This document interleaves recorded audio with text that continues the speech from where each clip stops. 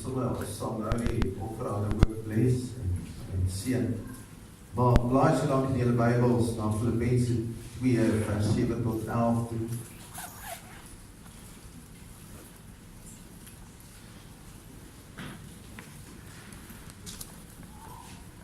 Die offerande, kom ons sien die offerande.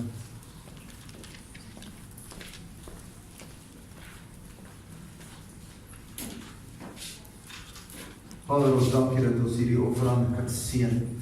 Dat sy elkeen se saad kan seën.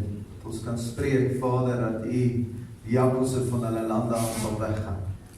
Dat daar reën oor hulle lande sal wees. Dat daar vrede in hulle huise sal wees.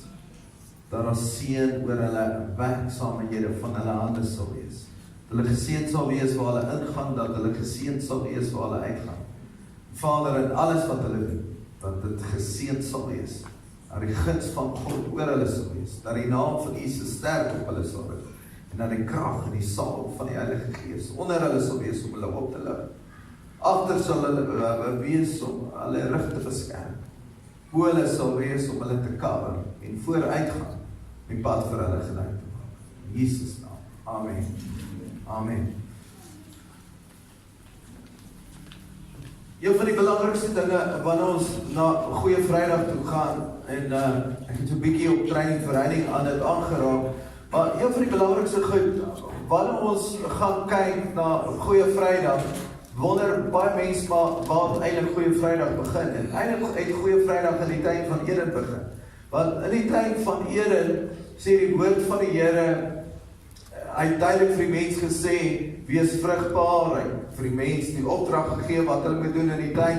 En hy het spesifiek vir hulle gesê, moenie eet nie, julle kan van alles leef, maar moet net nie van die boom eet nie.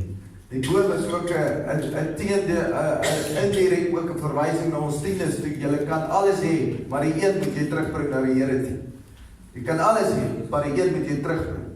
So ook daai beginsel was in die tuin, jy kan alles kry, maar die een behoort aan die Here. En hy sê vir hulle, en as julle daarvan gaan eet, sal julle sekerlik sterwe. Die woord van die Here kom en sê vir ons dat, en die slang was listiger as al die ander diere gewees, en die slang het met die vrou kom praat, as sy alleen is. So kom dit belangrik is, pas op dat jy in jou lewe, al is jy tussen mense, pas op 'n plek te kom waar jy alleen is, want dan begin jy stemme te hoor, en luister na stemme waarna jy nie moes luister nie. Maar iets wat baie belangrik is, niks op die aarde kan werk as dit nie vlees is nie. God kan nie op die aarde werk as dit nie deur vlees gebeur nie. En so kon Satan nie op die aarde gewerk het nie as dit nie deur die vlees is nie. So hy possession geneem van die slang se lyf en deur die slang gepraat, want na die slang vervloek is, het die woord gesê, die slang het op sy maag weggeseil, so die demoniese eenheid, entity, het weggegaan, want ons lees nie dat die slang gebly het. So na hy sy werk gedoen het, dis dit klaar. Maar nou is sonde daar, en Adam beweeg na die boom van die lewe toe, om te gaan eet in die boom van die lewe, want die woord sê, die wie die sonde doen, sal die dood sterwe. En vir die eerste keer het dood en sonde ingekom. Sonde het ingekom. Maar nou as gevolg omdat sonde ingekom het, beteken vir die eerste keer dood moet inkom. Totdat sonde ingekom het, was daar nooit dood nie. Adam en Eva sal nooit dood gegaan het. Daar was nooit bestem dat iets moes doodgaan. Nooit. Dus God is lewe. En nou is sonde daar, en nou beteken het, omdat Satan die sleutels oorgevat het, die autoriteit oorgevat het, van Adam af, beteken het vir Noah, vir die res van hulle lewens, omdat gaan hulle onder die beheer van Satan wees.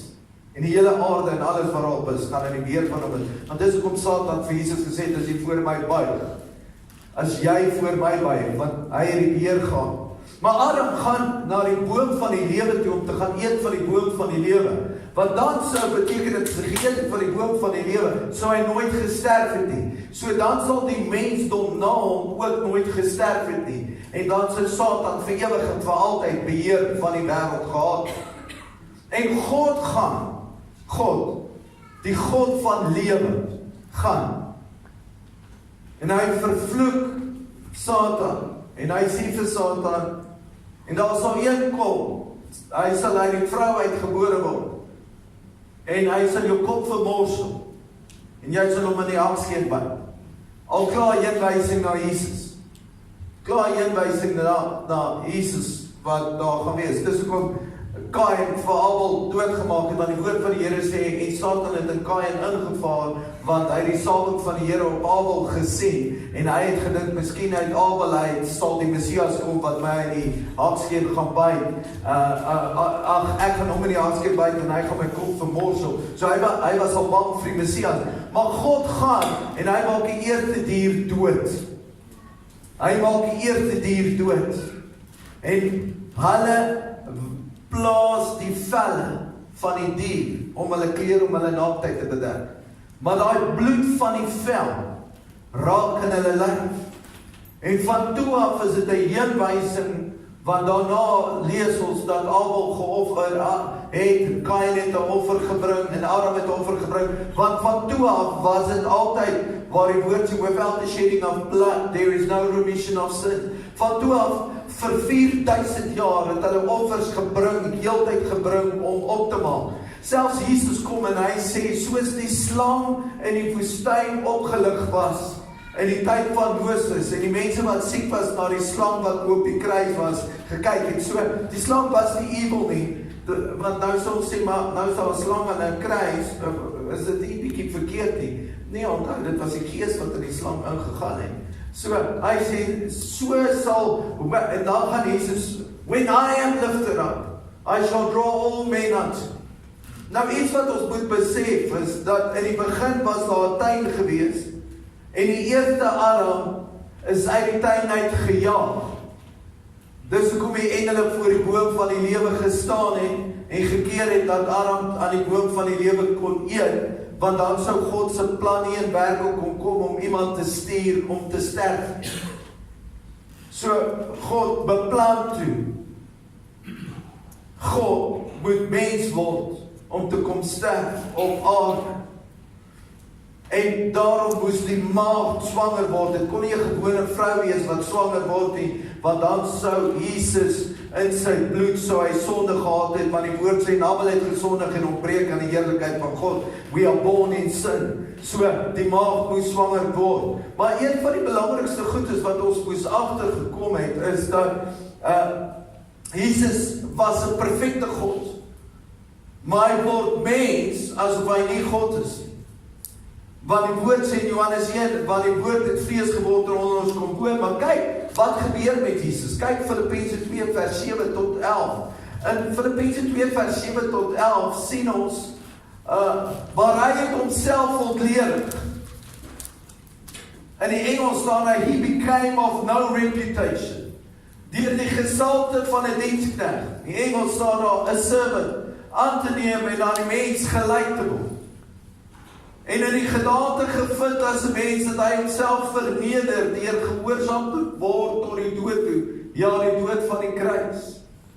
Daarom het God hom ook uitermate verhoog en hom 'n naam gegee wat bo elke naam is. Sodat in die naam van Jesus sou buig elke knie van die wat in die hemel en die wat op die aarde en die wat onder die aarde is. En elke tong sal bely dat Jesus Christus die Here, die heerlikheid van God die Vader.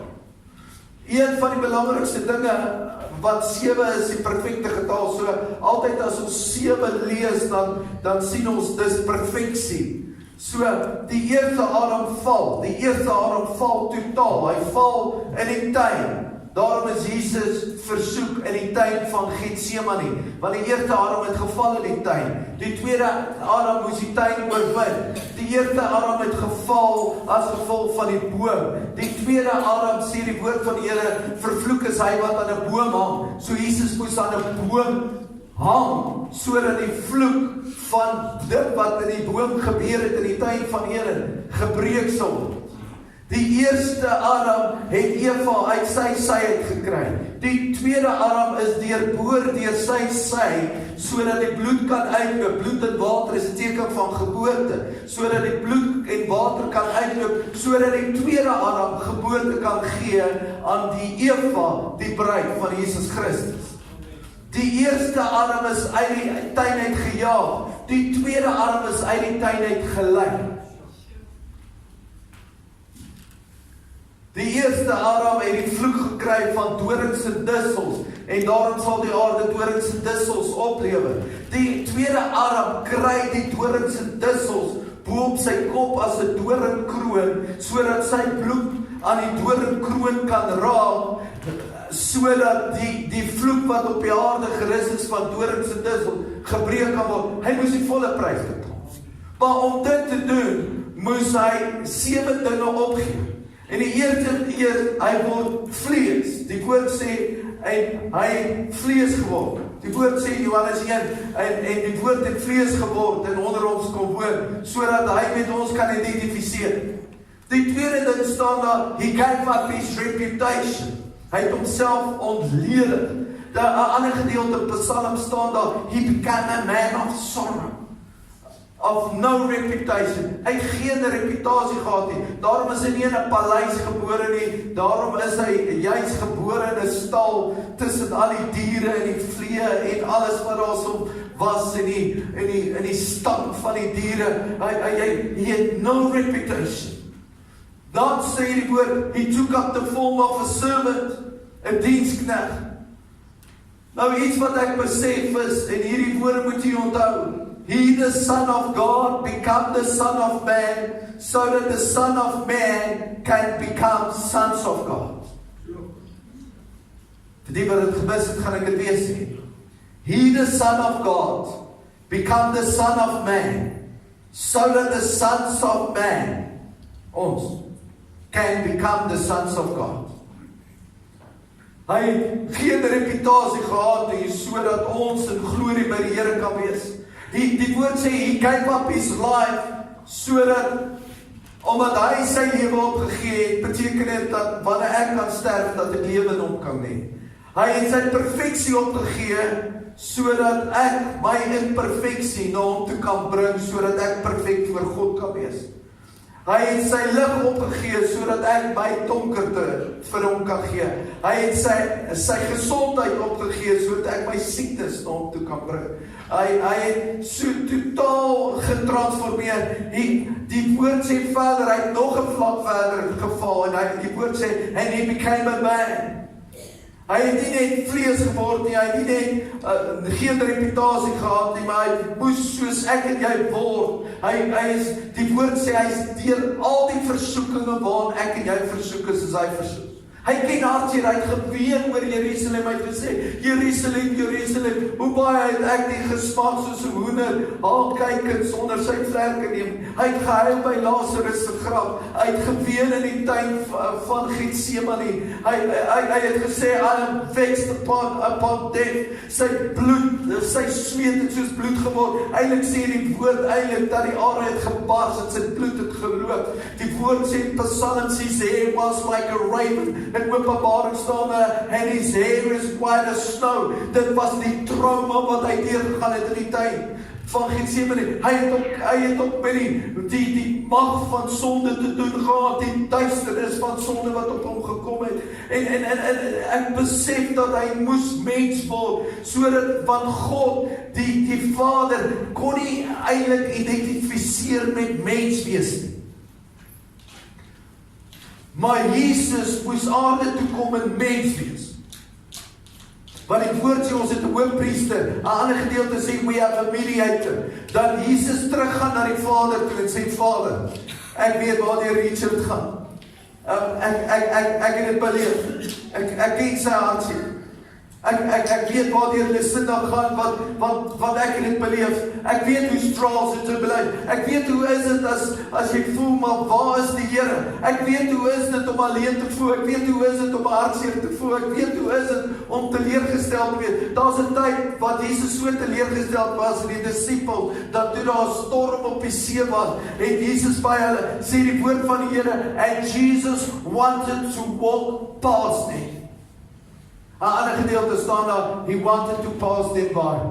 Hy was net so moeg in hierdie disipels het teleurgestel. 'n ander gedeelte sê, dat die woord van die Here kom, en dan is het nog 'n trappie laer, dan staan daar, and he humbles himself.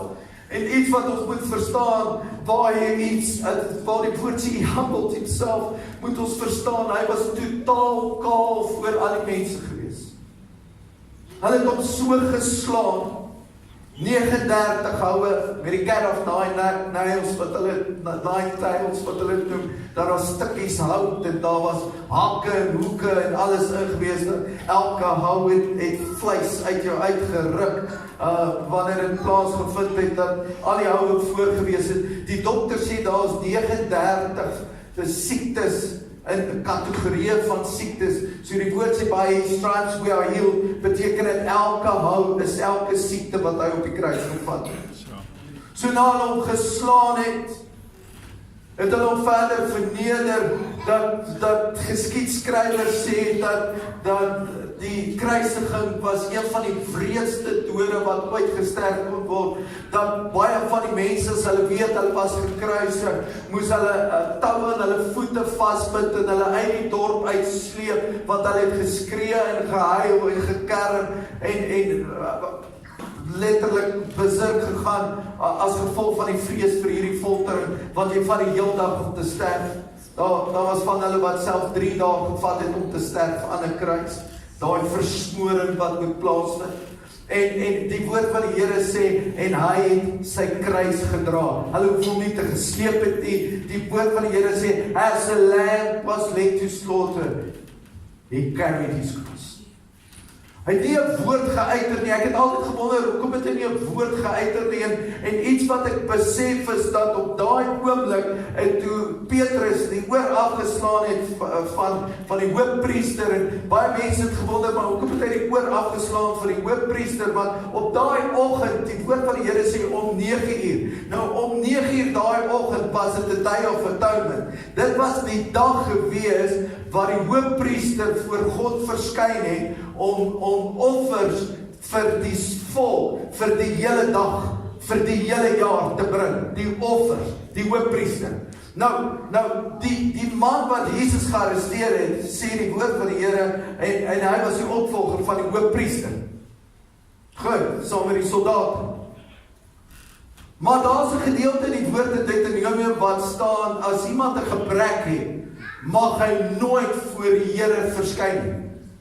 Hy mag nie eens in die tempel ingaan. So as Petrus die ou wou doodmaak, sou hy hom so geslaan en sy kop afgeslaan het. Hoekom het hy hom so geslaan? Eintlik dit wat Petrus wou doen is, jy is besig om die ambag te loop van die hoofpriester, om vir die volk se sondes in te tree voor God, eenmal 'n jaar.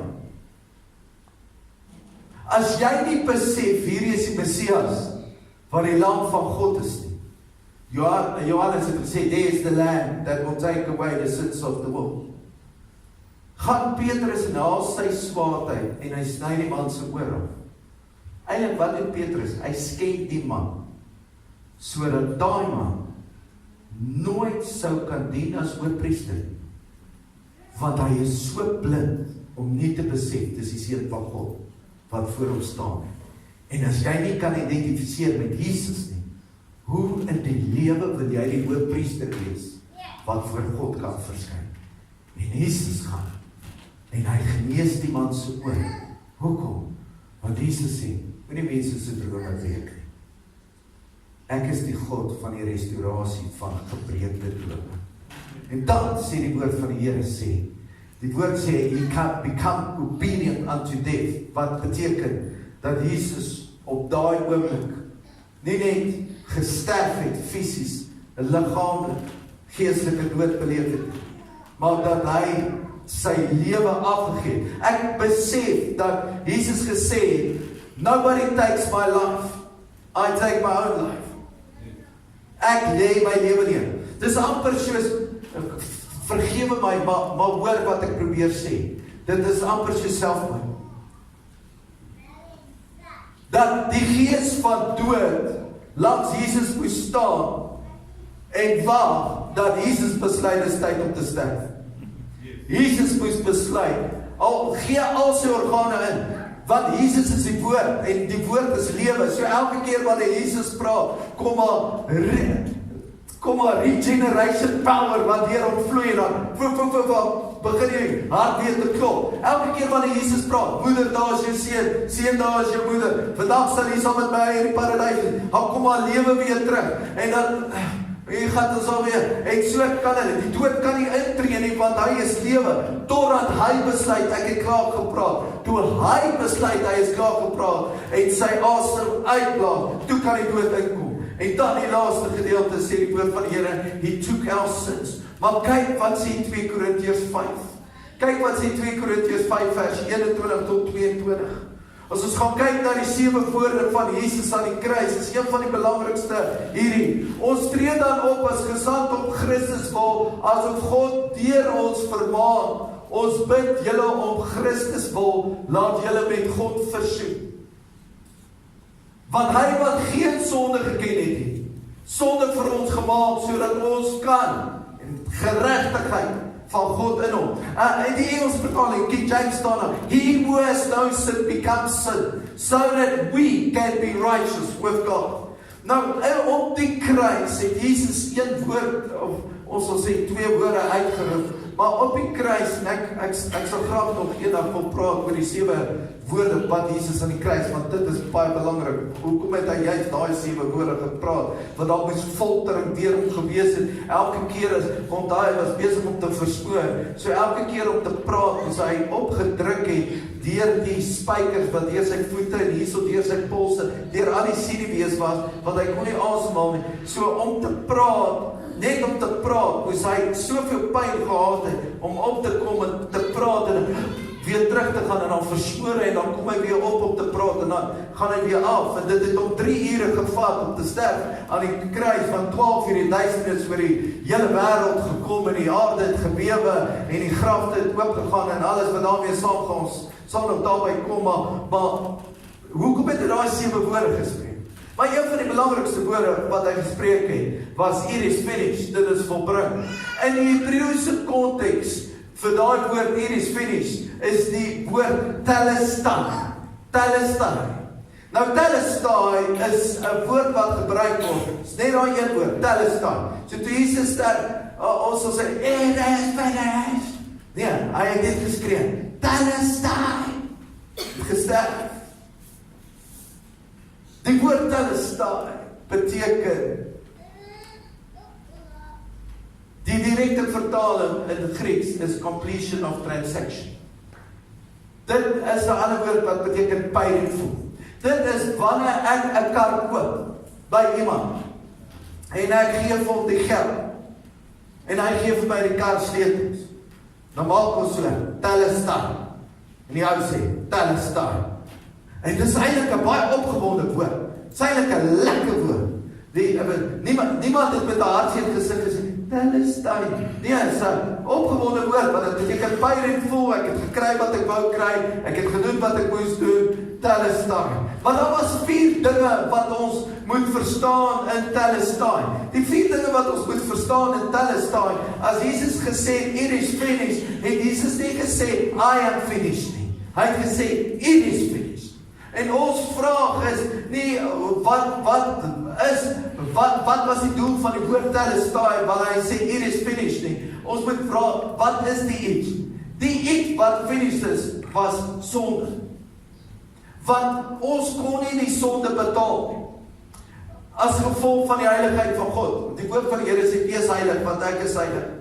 Maar om die heiligheid van God te verstaan, en die mens vir eeue lank het hulle diere gebring, en daar was die woord van die Here geskiedskrywer sê, op die tye of atonement, en naderhand met al die wette wat ingekom het, in Levitikus wat ons daar gesien het, al die wette wat bygevoeg was daar heeltyd 'n konstante vloei van bloed wat meters diep was, as gevolg van die mense wat heeltyd probeer het om offers te bring,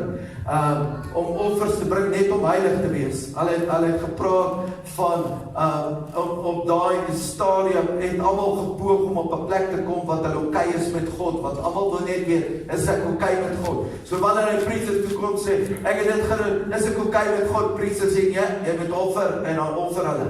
En dan eenmaal 'n jaar, ek gaan Sondag bietjie daaraan raak, want ons gaan bietjie kyk na hoe die tempel regtig gelyk het, die vorm en die voorhof, die middelhof, van die Holy of Holies, en alles, maar baie mense deur die jare probeer om in hulle gebede en dan godsdienst en offers, net om naby te kom. Ek onthou op skool, as ek my rapport gekry het, en my ma en pa het my bietjie gemou net, veral my pa, oor my rapport, dan het ek vir hulle altyd gewys wat die klas gemiddeld is. Want solank jy net bo die klas gemiddeld is, jy right. Die probleem is, as daar 'n ouetjie in jou klas by die naam Benny Jacobs is, wat 7 onderskeidings kry, want hy stoor die klas gemiddeld baie hoog op. Niemand hou van die Benny Jacobs, niemand hy die 7 onderskeiding, en hy het die effek op my klas gemiddeld, want hy stoor het op. So ek sal dan altyd sê, ek is naby aan die klas gemiddeld, of ek sê, ma, kyk die klas gemiddeld, ek is bo die klas gemiddeld. So baie in godsdienst probeer ons by die Here uitkom om te sê, Here, maar ek is daarom naby hom. Dis soos die een wat gesê, Jesus, hy sê, ek onderhou al die wette. En Jesus sê, okay, dit wat jy het gaan verkoop het, en die man stap al weg, baie hard weer. Want hy was naby, maar hy het nog nie gemaak nie.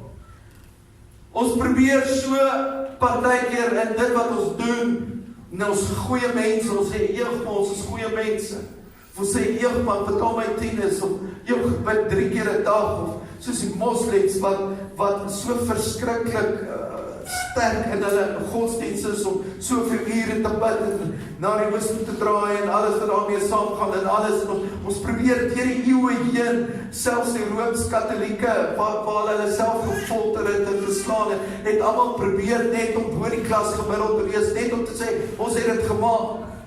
Maar as ons dan nou gaan sê, wat is dit? Dan is dit as gevolg van Adam wat geval het, die eerste maand wat geval het, en van toe af is ons allemaal verdoem, is ons allemaal in the wages of sin, waar Paulus skryf, the sin nature, waar Paulus skryf, the battle of the good and the bad. Paulus wat sê, ek weet wat om te doen, en ek weet wat reg is, maar dan doen ek het nog steeds nie. En dan sê hy, oh, great sinner that I am.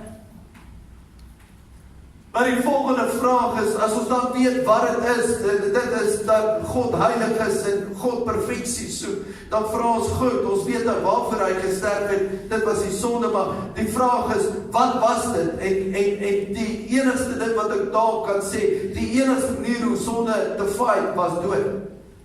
Die woord sê, the wages of sin is death. Iemand moes die dood betaal. En as gevolg van sonde, kan net God die rekening betaal, want die mens is nie in staat om die rekening te betaal nie. Ons kan nie, want God is perfeksie. En as God, die woord sê, God is heilig en God is perfek, en ons is nie perfek nie, hoe gaan ons dit ooit kan betaal? Dis hoekom ons soveel keer sit met guilt, en dis hoekom ons soveel keer sit met, ek dink ek stel die Here te leer, of soveel keer dan probeer ons alles doen, en ons doen die hele week gaan goed, en daai een dag, net daai een dag, net daai een kar wat voor jou draai. Net daai een ou wat aan die einde van die maand, jy hou daai pakkie dop die hele tyd, terwyl jy omry en kom 'n kar, en dan vat hy hom, en dan is die persoon op waai. Thank you. So, alles sou goed gaan, maar net daai een dag. Dit alright, maar net daai een dag, en dit sit jou 5 tree terug, en dan dink jy, dan moet ek weer, kom net hier by die Here uit. Ken julle dit? Ook al die eerlike mense. As ons sonde dan net met die dood betaal kan word, het ons 'n probleem, want die woord van die Here sê, God is lewe, so God kan nie sterf. En omdat God lewe is en nie kan sterf nie, hoe kan God dit dan betaal? En die enigste manier is Johannes 3 vers 16 wat sê, want so lief het God die wêreld gehad, dat hy sy enigste seun gegee het. En Spurgeon, die beroemde teoloog, het hierdie woorde geskryf, en hy sê, hoor nou hierdie woorde wat hy sê, on the cross, God took the penalty so that He can love the sinner while paying for the sin and satisfy His wrath so that He can express His love without compromising His nature of perfection. Laat ek dit net weer lees. On the cross, Spurgeon sê hierdie woord.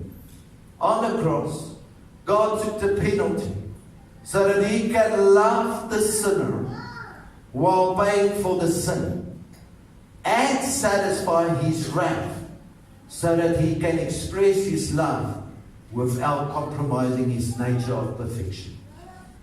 Omdat Hy sondeloos was en geen woord geuiter het nie. Onthou, die engele het nie geweet van genade nie. In daai tyd was daar nie genade, die hare het oopgeskeer, daar was Sodom en Gomorra, daar was Noag se vloed, alles het gebeur. Op daai oomblik, terwyl Jesus daar staan en vir Petrus sê, bære jou swaard, is daar engele oor die hele wêreld wat reg staan, met hulle swaarde uitgetrek, want Jesus is sondeloos, en Jesus het geen reg, dat hulle hande op hom slaan nie. Hulle het geen reg om hulle hande op te, want hy het geen sonde gehad. Jesus moes vir 33 jaar wat hy geleef het op aarde, is hy versoek in alles, maar hy het nie een keer gesondig nie. Self toe hulle hom slaan, en sy vleis uitruk hierso uit, hulle het sy baard met hulle hande uit sy gesig uitgeskeer, dat die bloed in die vleis gesit het, en die woord sê, en hy didn't utter one word, want as hy toegelaat het, dat emosie beheer, net een woord, net een kyk, net dit, en die engele hulle sware uitgetrek, en die hele aarde, die hele mensdom uit mekaar uitgaan, want dan het God se wraak oor die aarde gekom. So self Jesus, terwyl hy hom slaan 39 keer, moes sy emosies vat, dat hy nie 'n verkeerde woord oor sy lippe bring nie, dat hy nie 'n gedagte van revenge oor haar persoon sit nie. So toe hy hom slaan aan die kruis, vaspyker, is die eerste gedagte wat deur sy kop gaan, Vader, vergeef hulle want hulle weet nie wat hulle doen, sodat die volle prys betaal kan word. So 33 jaar lank het Jesus so perfek geleef met die Vader, maar hierdie goeie Vrydag sê die woord, that he becomes sin. So op die kruis gebeur twee dinge, hoor hierso, is amper klaar. Op die kruis gebeur twee dinge. Die eerste ding is he become death. Hy het doodgegaan. Maar, as gevolg van die 33 jaar se perfeksie, en ons onperfeksie, want al doen ons alles reg, ons doen een ding verkeerd, het ons geval. Al leef ons vir 33 jaar reg, maar een dag val ons, dan het ons geval. Dan verdien ons die ewige lewe nie, ons het dit nie gemaak nie. So hier op die kruis gebeur dat Jesus kom wat perfek was, en hy word sonde, sodat God sy 33 jaar perfeksie 'n krediet in ons rekening kan betaal. So, ek gaan dit weer vertel. Hy word sonde, 33 jaar perfek. So hy word sonde, sodat die sonde wat ons het, nie teen ons getel word, dat die 33 jaar wat hy perfek geleef het, vir ons in ons krediet tel, sodat die woord wat ons nou geleef het, waar die woord sê, so that we can become righteous, sodat ons voor God kan staan, asof ons die 33 jaar perfek geleef het. So, hy kom en hy skep vir ons daai perfeksie, maar iets wat belangrik is iets wat ons nou moet sê is, hoe weet ons die prys is te betaal? Hoe weet ons is reg? Hoe weet ons gaan hemel toe? Hoe weet ons is die guarantee, dat as Jesus in ons lewens is, en ons die pad het, want ons probeer so lank net op 'n plek om hom sê, Heer, help my net om op die plek te kom, dat ek kan weet ek is alright met die Here. Hoeveel moet ek betaal? Wat moet ek uithaal? Hoeveel gebede moet ek opsê? Hoeveel geld moet ek sit? Wat moet ek alles doen? Hoe kan ek betaal? Daar was 'n towenaar gewees wat gekom het en vir Paulus gesmeek het met goud om te sê, gee my net hierdie geskenk, dat ek dit kan hê. Hoe gaan ons weet dat dit betaal is? Die een van die belangrikste ding is die slippie. Want wanneer jy in 'n restaurant eet, en jy het klaar geëet, en dan sê, En hulle sê, dis reg, en hulle bring, en sit jou kaart daarin, die kaart bewe 'n bietjie vir die rekening, maar sit hom in, en druk in, en dan flip jy die slippie, dan sê meneer teken net die een, die slippie, en jy stap uit met die slippie. En jy weet, niemand kan jou stop nie, as die waiter agter jou aan hardloop, maar hy sê net, slippie, dan sê hulle, ja, thank you sir, please come again, sê, dit is reg, maar so, wat is die slippie? Die slippie is juist hierdie gedeelte, waar die woord sê, op goeie Vrydag het hy gesterf. Maar baie mense verstaan nie, goeie Vrydag het hy gesterf, Sondag het hy opgestaan, so wat het op Saterdag gebeur? Op Saterdag gebeur het, wat min mense weet, in Efesiërs 4 lees ons, en later Petrus lees ons dit, dat die woord van die Here gesê, toe Jesus gesterf het aan die kruis, het hy vir die man gesê, vandag sal jy saam met my in die paradys wees. Almal het gewonder of dit die hemel is. Nee, op daai stadium kon niemand hemel toe gaan nie. Niemand het hemel toe gegaan nie. Want Satan het nog die sleutels gehad van die dood en hel. Death, hell and the grave, sê die woord van die Here. Satan het die sleutels gehad van death, hell and the grave. So niemand kon hemel toe gaan nie. God is alleen in die hemel. Almal was of hel toe of na Abraham se boesem toe. Die hel in Abraham se boesem is onder op die aarde. Die hel is vandag nog onder in die aarde. Maar in die hel was daar 'n gebied gewees wat genoem is die paradys, Abraham se boesem. En in Abraham se boesem was almal wat gesterf het van Abraham se tyd, kom ons noem dit die gelowiges in God, wat gesterf, die regverdiges in God, wat gesterf het, hulle was in Abraham se boesem, die ander was in die hel gewees. Ons lees van Abraham, wat gesterf het, en die ryk man wat in die hel was, en Abraham gesien het, gesê, druk net jou vinger in water, en bring het, sit het op my lippe. Dit was nie 'n storie nie, want die name was daar, so dit wys, dit is 'n werklikheid. Jesus gaan toe in die doderyk af. Op daai stadium was almal gejudge op grond van die wet, maar niemand kon die wet gehou het nie. Hulle het probeer, maar hulle kon nie die wet hou nie. Dus ek met hoofpriester elke jaar vooruit moes gaan en op een dag vir almal die prys betaal. So hulle was gejudge op die wet, hulle kon dit nie maak nie. Niemand kon die wet maak nie. Jesus kom toe by daai ouens in die doderyk. 2 Petrus sê vir ons, hy kom in die doderyk. En hy kom by daai mense en hy sê, julle was gejudge op grond van die wet.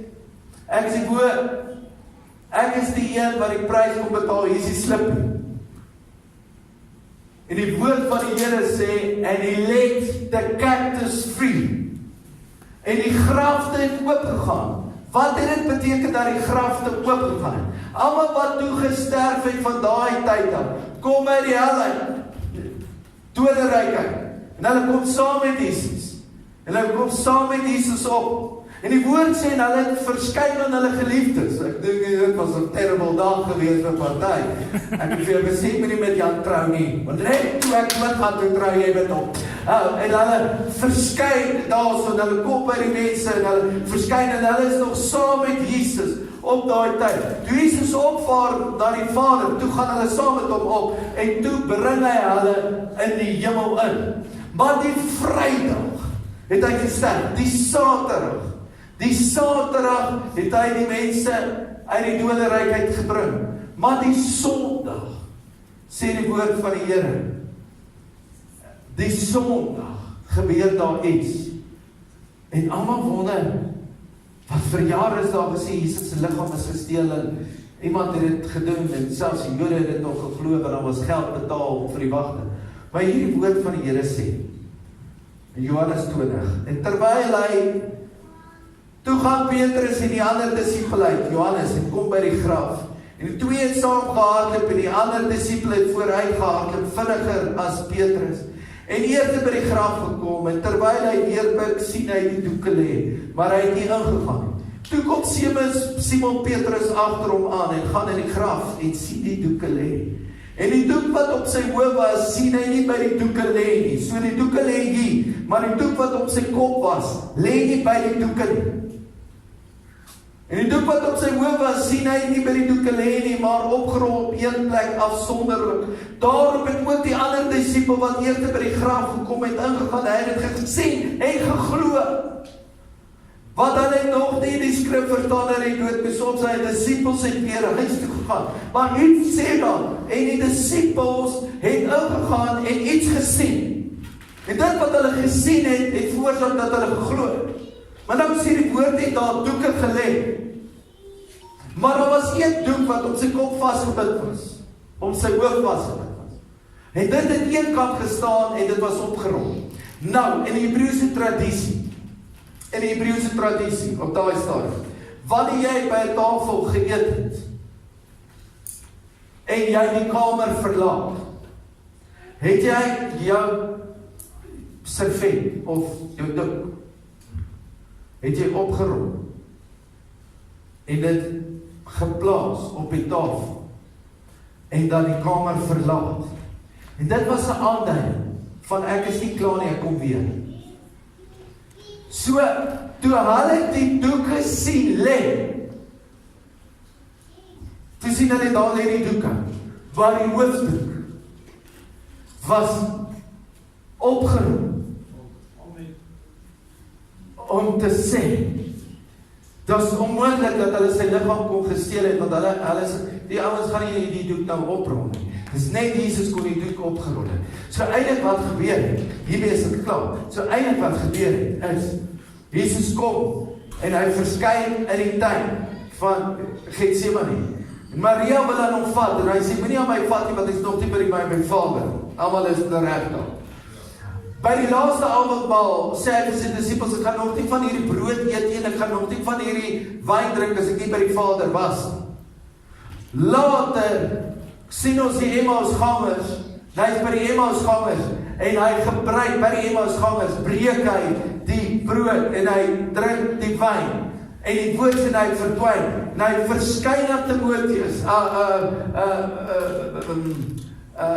hy verskyn aan sy disippels, maar hy sê vir ongelowige Thomas, druk jou vingers in my sy en raak aan my wonde. Wat beteken dit?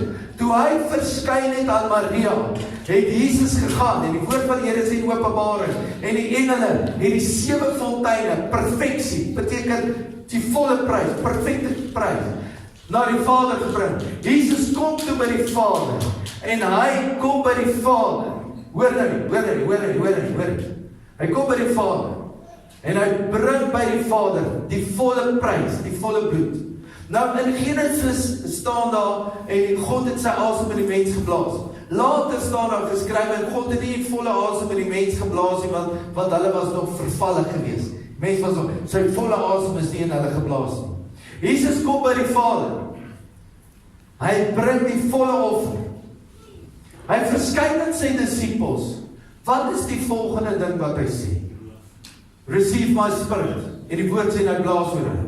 Handelinge 2 is die Heilige Gees eers uitgestort. So wat het Jesus oor hulle geblaas?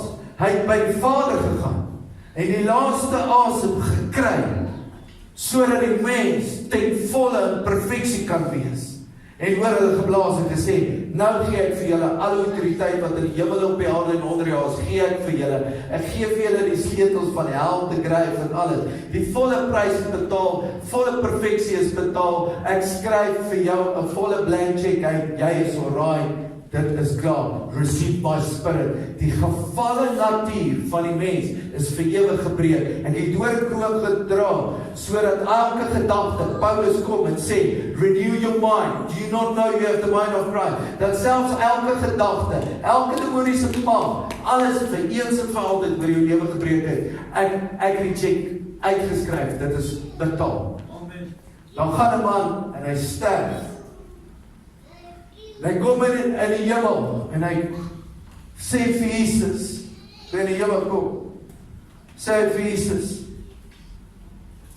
kan ek my sonde sien? En Jesus sê, dis reg. En hy staan saam met Jesus, in 'n plek in, en daar is so groot boks, waar daar staan, verskriklik groot, 3-4 verdiepings hoog. En hy stap in, en hy sê, wat is in daai boks? En Jesus sê, en die woord van die Here sê, elke woord en elke gedagte wat ons geuiter het, elke dag sal ons rekenskap vergee. En hy kom daar so, en hy sien hierdie boks, en daar is 'n leer, en hy begin op te klim teen die leer, en hy onthou van die dag van sy geboorte af, alles waar hy droog gemaak het. Hy onthou elke oomblik wat hy droog gemaak het. Onthou elke oomblik wat hy opset was met sy vrou. Hy onthou elke oomblik wat hy verkeerd gepraat het, verkeerd opgetree het, hy skelm goedjies gedoen en verkeerde goed. Ons almal ken dit, die shame wat daarmee saamgekom het, die shame met die som, die shame dat ek misgevat het, shame dat ek geval het, die shame dat ek gebackslide het, die shame dat ek nie tyd met die Here maak, die shame dat ek godsdienst so ligtelik opvat, en hy, soos hy opklim, loop die trane af, en hy onthou al hierdie shame, en dit kom druk so op hom, het kom druk so op hom, en hy gee een trappie na die ander, en hy kom tot bo, ja, en hy voel so sleg, hy voel soos 'n hond, hy voel, ja, Jesus, wat het ek aan jou gedoen? Het ek jou gemis, het ek jou teleurgestel? En hy kyk so terug na Jesus, en die trane loop oor Jesus se wange. Want hy het alles, hy het alles beleef van die kruis. Hy het sonde geword, hy het alles beleef. Net sy harte is die merke nog. En toe hy boom kom, om net oor te kyk, sien hy die boks is leeg. En heel onder is 'n kaartjie waar daar staan, heel onder, painful, loves Jesus. Geliefdes, nou vir Benita vra vir ons se dans te kom doen. Ek wil vandag vir jou sê, die volle prys is betaal, sodat jy nie buite hoef te staan, te battle, vir die res van jou lewe, van hoe kan ek weer by God uitkom? Ja, moet ek meer dit, en meer dit, en meer dit, al wat ek vir jou kan sê is, jy gaan sukkel en sukkel en sukkel en sukkel, van die enigste manier, hoe jy dit ooit kan maak, is wanneer jy Jesus Christus, sy bloed en sy redding ernstig opvat, en jy saak met Jesus reg. Anders gaan jy soos 'n mannetjie wees wat op en af klim, en elke dag vir die res van jou lewe herinner word dat jy onderklas gemiddeld is.